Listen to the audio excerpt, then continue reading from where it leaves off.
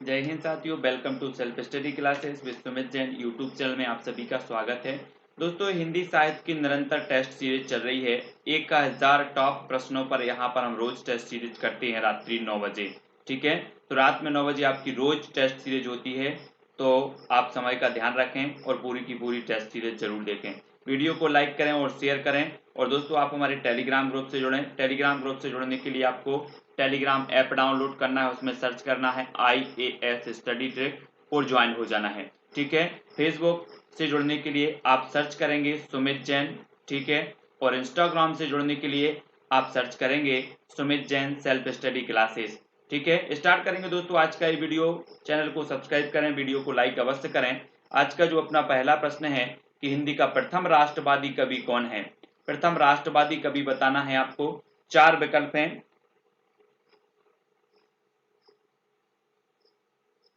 तब आपका बिल्कुल सही आंसर होगा हिंदी का प्रथम राष्ट्रवादी कवि यहाँ पर बताना है तो कौन है। तब आपका बिल्कुल सही आंसर क्या हो जाएगा दोस्तों, हिंदी का प्रथम राष्ट्रवादी कवि माने जाते हैं श्रीधर पाठक। श्रीधर पाठक यानी कि जो डी नंबर है वो सही हो जाएगा। ठीक है ना। राष्ट्रीय कवि नहीं पूछा गया, यहाँ पर राष्ट्रवादी कवि पूछा गया और प्रथम पूछा गया, तो वो है श्रीधर पाठक। ठीक है, अगला क्वेश्चन है किस कवि को आधुनिक हिंदी साहित्य का बापू कहा जाता है। तो किस कवि को कहा जाता है, भवानी प्रसाद मिश्र को, सियाराम शरण गुप्त को, काका कालेलकर या फिर मैत्री शरण गुप्त को। प्रश्न क्रमांक है 192, किस कवि को आधुनिक हिंदी साहित्य का बापू कहा जाता है। तो राइट आंसर हो जाएगा दोस्तों सियाराम शरण गुप्त को, यानी कि जो आपका विकल्प नंबर बी है वो यहाँ पर बिल्कुल सही होगा। अगला क्वेश्चन है पावस पचासा तथा सुकवि सत्सई की रचयिता कौन है। अंबिका दत्त व्यास, भारतेंदु हरिश्चंद्र, राधा कृष्ण दास या फिर ठाकुर जगमोहन सिंह। पावस पचासा तथा सुकवि सत्सई की रचयिता बताना है।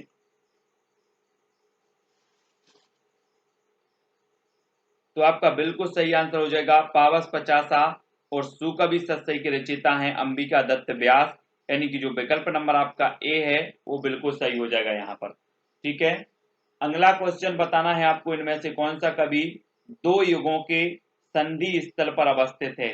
मैत्री शरण गुप्त, ज्ञा प्रसाद शुक्ल स्नेही, अयोध्या सिंह उपाध्याय हरिऔध या फिर भारतेंदु हरिश्चंद्र।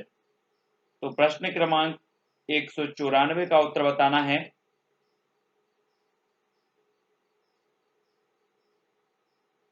तो आपका प्रश्न क्रमांक 194 का आंसर होगा दोस्तों यहाँ पर भारतेंदु हरिश्चंद्र। ठीक है, तो डी नंबर यहाँ पर आपका बिल्कुल सही हो जाएगा। वैसे अगर बात करें तो बाल मुकुंद गुप्त माने जाते हैं, है ना। द्विवेदी युग और भारतेंदु युग के बीच की कड़ी माने जाते हैं बाल मुकुंद गुप्त, लेकिन यहाँ पर आपका कोई ऑप्शन है नहीं ऐसा, तो भारतेंदु हरिश्चंद्र आपका डी नंबर सही हो जाएगा। अगला है मौर्य विजय का रचयिता कौन है। मौर्य विजय का रचयिता बताना है जयशंकर प्रसाद, बालकर्ण शर्मा नवीन, सियाराम शरण गुप्त या फिर राम नरेश त्रिपाठी। मौर्य विजय की रचयिता बताना 195 का आंसर।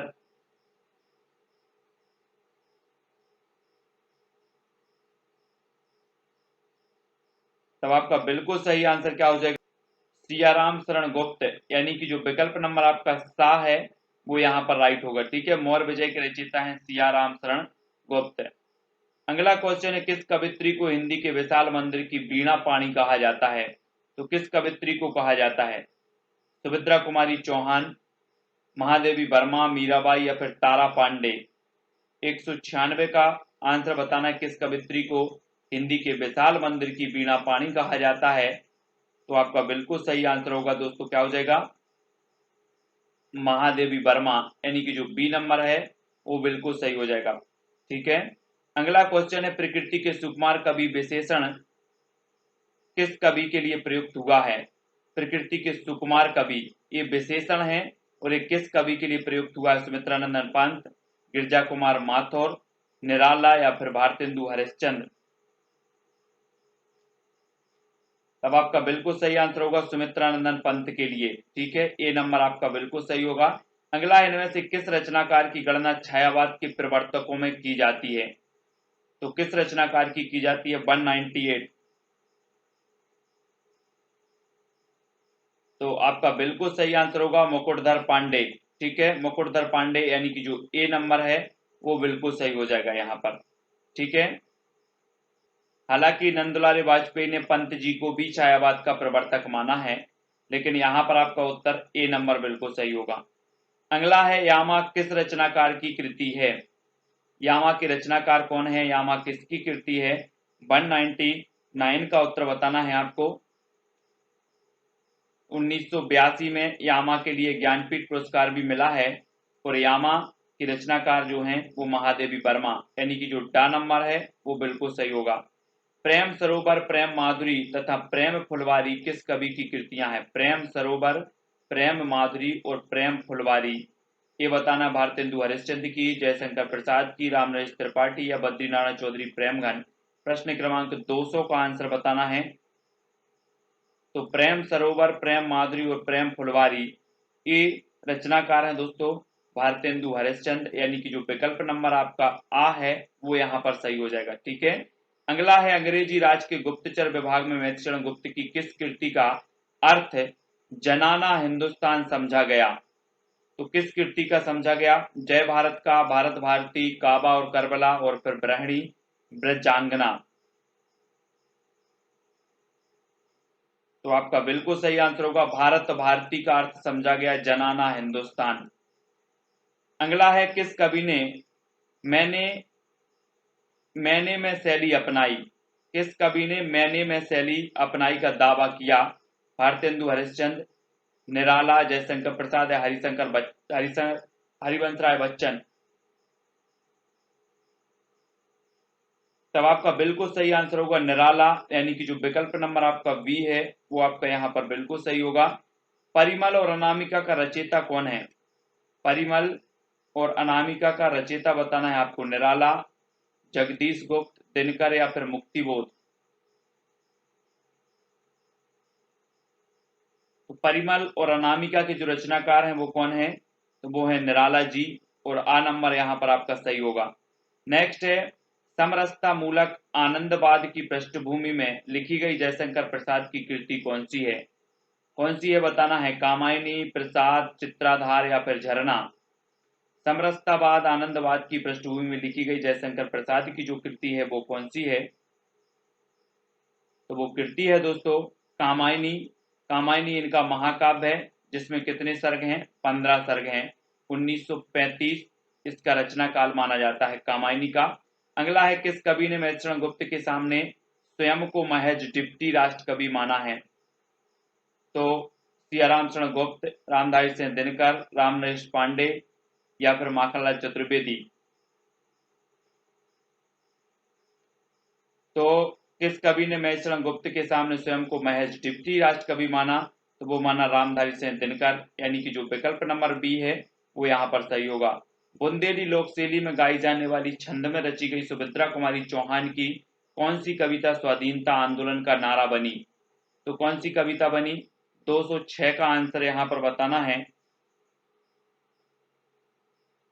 तब आपको पता है झांसी की रानी, यानी कि जो सा नंबर है वो आपका यहाँ पर बिल्कुल सही होगा। अगला क्वेश्चन है किस कवि को सहजता का कवि कहा जाता है? भवानी प्रसाद मिश्र, श्रीधर पाठक, जगन्नाथ दास रत्नाकर या फिर अज्ञे। प्रश्न क्रमांक 207 और 207 का आंसर क्या हो जाएगा? किस कवि को सहजता का कवि कहा जाता है? तो बिल्कुल सही आंसर होगा भवानी प्रसाद मिश्र, यानी कि जो आ नंबर है वो यहाँ पर आपका सही होगा भवानी प्रसाद मिश्र। अगला क्वेश्चन है महादेवी वर्मा की यामा में कितनी कृतियां सम्मिलित हैं? 3, 4, 5 या फिर 6। प्रश्न क्रमांक 208। तो आपका राइट आंसर होगा 4, यानी कि जो विकल्प नंबर बी है वो यहाँ पर राइट आंसर होगा। अगला क्वेश्चन है आत्मजयी की रचनाकार कौन है? प्रश्न क्रमांक 209। मुक्तिबोध, कुमार नारायण, नरेश मेहता, श्रीकांत वर्मा। 209 का आंसर बताना आत्मजयी की रचनाकार कौन है? तो कौन है? कुंवर नारायण, यानी कि जो विकल्प नंबर बी है वो यहाँ पर सही हो जाएगा कुंवर नारायण। अगला है ब्रजभाषा के आधुनिक कवि इनमें से कौन है? मैथिलीशरण गुप्त, जगन्नाथ दास रत्नाकर, बालकृष्ण शर्मा नवीन या फिर सुमित्रानंदन पंत। ब्रजभाषा के आधुनिक कवि बताना है। 210 का आंसर। तब आपका बिल्कुल सही आंसर क्या हो जाएगा? जगन्नाथ दास रत्नाकर, यानी कि जो विकल्प नंबर तब अगला क्वेश्चन है दोस्तों, कैदी और कोकिला रचना किस रचनाकार की है? माखनलाल चतुर्वेदी की, रामनरेश त्रिपाठी की, बालकर्ण शर्मा नवीन की या फिर सुभद्रा कुमारी चौहान की?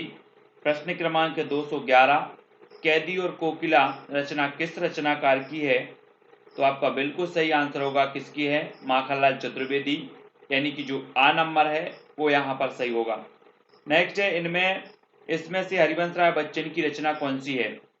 मधुबाला, मधु कलश, मधुशाला या निशा निमंत्रण? हरिवंश राय बच्चन की रचना हमें बताना है कौन सी है।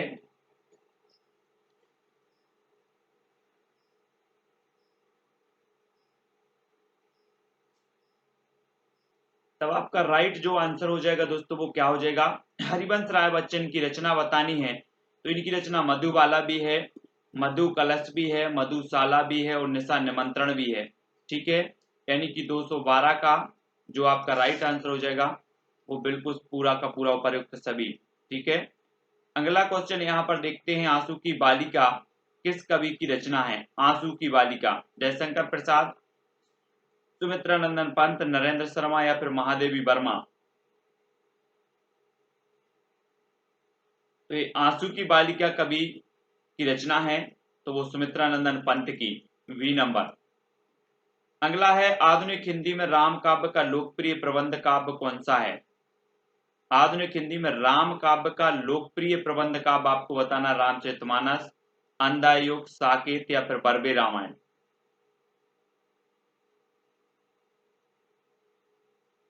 तो आपका राइट आंसर होगा साकेत, मैथिली गुप्त का, सा नंबर आपका सही हो जाएगा।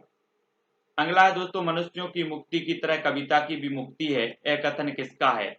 निराला, रामचंद्र शुक्ल, सुमित्रानंदन पंत या माखनलाल चतुर्वेदी? 215 का आंसर बताना है।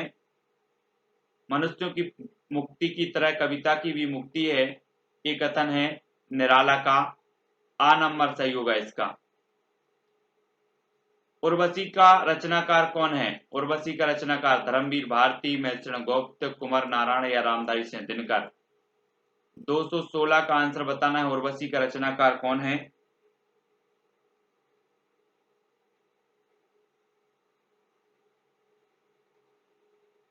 उर्वशी के जो रचनाकार हैं वो कौन है? रामधारी सिंह दिनकर, यानी कि जो दा नंबर है वो बिल्कुल सही है। चुपते चौपते तथा चौखे चौपते किस कवि की काव्य कृतियां हैं? चुपते चौपते या चोखे चौपते किस कवि की काव्य कृतियां हैं? उदय सिंह उपाध्याय हरिऔध, श्रीधर पाठक, बद्रीनारायण चौधरी प्रेमगंज, जगन्नाथ दास रत्नाकर? चुभते चौपते या फिर चोखे चौपते किस कवि की काव्य कृतियां हैं? 217 का आंसर बताना है। तब आपका बिल्कुल सही आंसर होगा अयोध्या सिंह उपाध्याय हरिऔध, आ नंबर। ठीक है, नेक्स्ट है, किस कवि को राष्ट्र कवि की उपाधि से विभूषित किया गया? श्रीधर पाठक, रामधारी सिंह दिनकर, मैत्रेय गुप्त या फिर रामनरेश त्रिपाठी? किस कवि को राष्ट्र कवि की उपाधि से विभूषित किया गया? 218 का आंसर आंसर हो जाएगा दोस्तों मैत्रेय गुप्त, यानी कि जो सा नंबर है वो बिल्कुल यहाँ पर सही होगा। नेक्स्ट है, किस कवि ने गांव गांव घर घर घूमकर रात रात भर घरों के पिछवाड़े बैठकर सोहर और विवाह गीतों को चुन चुनकर उनसे कविता कौमुदी संकलन तैयार किया? तो किस कवि ने किया? 219 का आंसर बताना, महादेवी वर्मा, रामनरेश त्रिपाठी, नरेंद्र शर्मा, रामेश्वर शुक्ल, अंचल? तो आपका बिल्कुल सही आंसर होगा रामनरेश त्रिपाठी, है ना, कविता कौमुदी की रचनाकार है रामनरेश त्रिपाठी। नेक्स्ट है दोस्तों, छायावाद के उपादानों को लेकर किस कवि ने श्री शारदा पत्रिका में लेखमाला लिखी? जयशंकर प्रसाद ने, निराला, पांडे या फिर महादेवी वर्मा? तो वो लिखी दोस्तों मुकुटधर पांडे, यानी कि जो सा नंबर है वो यहाँ पर सही हो जाएगा।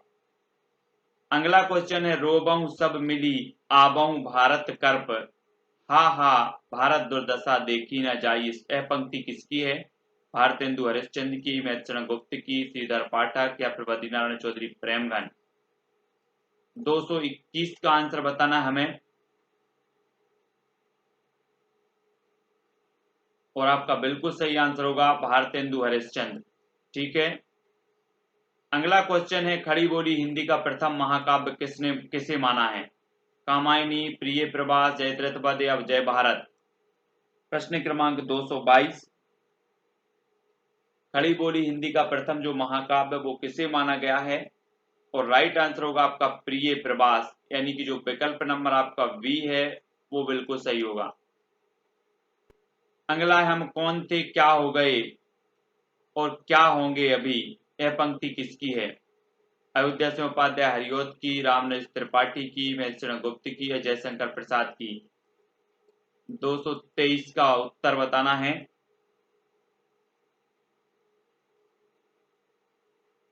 महेंद्र गुप्त की। ठीक है, 7 नंबर।